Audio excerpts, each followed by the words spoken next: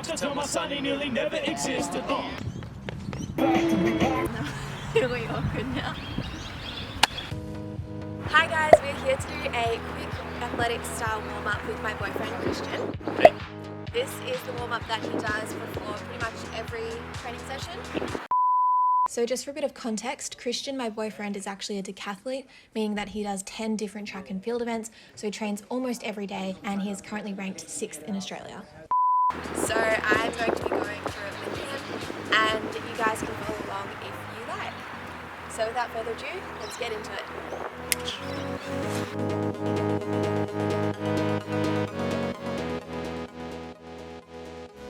So the first step is to do one lap of the track. This just gets your heart rate up, gets all the blood flowing, gets everything moving, and yeah. It's just a great way to initially get a bit warmed up before you move into the dynamic stretching and activation exercises.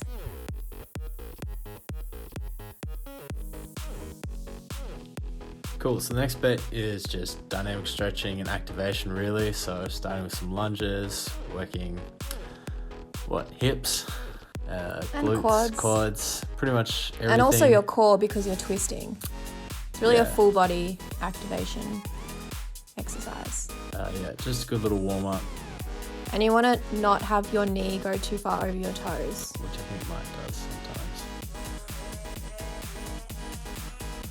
Alright, so now we are moving on to this hip opener activation exercise. Also great for the groin. I really find it opens up, helps free things, get them moving a little bit. Does look a bit dorky though.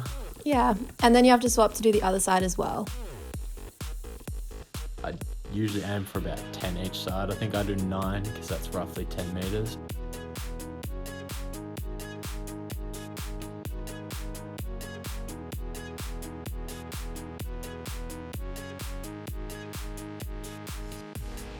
So the next one's heel and toe walking, and then also heel to toe walking, just working through your calves, sort of working on your plantar flexion and dorsiflexion as well, which are pretty important when it comes to running.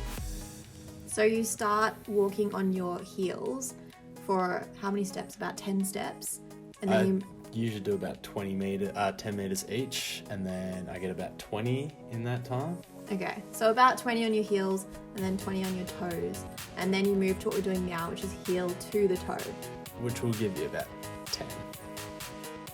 So the next exercise we are doing is something called A and B skips, which you can see here I'm not very good at. So Christian, you tell them what it is. Cool, so it's a range of things. You're working on hamstring activation. You're also working on keeping your toes pointed to the sky, getting that correct foot position for running. It just works on sort of running positions really and activating them whilst you go. So now we're going on to side skips, is that what it's called? Yeah, side skips, side steps, whatever you want to call it, and then we'll come back in a grapevine or a Brazilian. So halfway through you want to swap to the other side, so you're doing about 5 skips on each side. So it's not your regular grapevine, you're sort of lifting your knee up as if you're dragging it over an obstacle or bringing it over an obstacle, keeping that toe pointed up. Just helps activate the groin a bit more and really get it going. Alright, so we're coming to the end of this second stage, and it's time for Christian to change his shoes. Yeah, so this personal preference of my coach, basically I'm changing from normal runners into racing flats. You can see they're a lot thinner than a regular shoe, and they just give you a bit of a better foot feel and contact on the ground. A bit similar to wearing running spikes, almost, I would say. I obviously don't have those type of shoes, so I'm wearing the same shoes as I was wearing before. And now we're going into a thing called dribbles. So basically you're practicing proper running technique, sort of starting with over the ankle dribbles, then over the calf, then over the knee. So what we're aiming for here is to really dorsiflex your toe. So you want to reduce the angle between the front of your shin and the top of your toes, or point your toes to the sky basically, which didn't do so well in that first one, didn't look amazing. And basically just trying to make a circular motion going up over your ankle, back down, hitting the ground, back underneath you. So probably don't look at me when I'm doing this because I have not done it very Not often. mastered it? No, I have it's not alright. mastered it. I don't think anyone has mastered it. It's quite a challenging thing to do, and I always think that I haven't quite done it right. But yeah, you're kind of bouncing a little bit, trying to get a good strong contact out of the ground without opening up and getting too big. Whenever I do it with Christian, he's always yelling at me, toes up, toes up. It's the same cue that I get from my coach all the time. So you can see I haven't done a great job of keeping my toes up here, so pretty glad that my coach hopefully won't see this.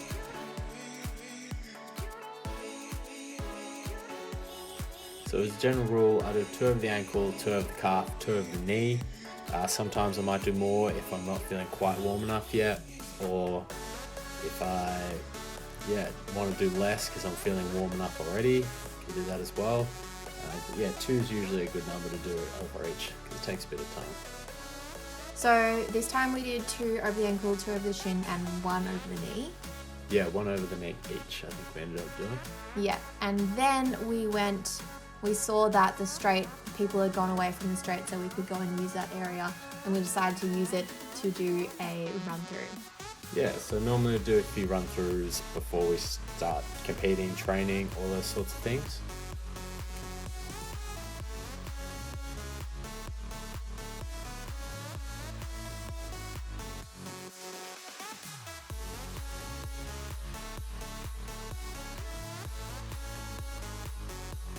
Like, comment and subscribe.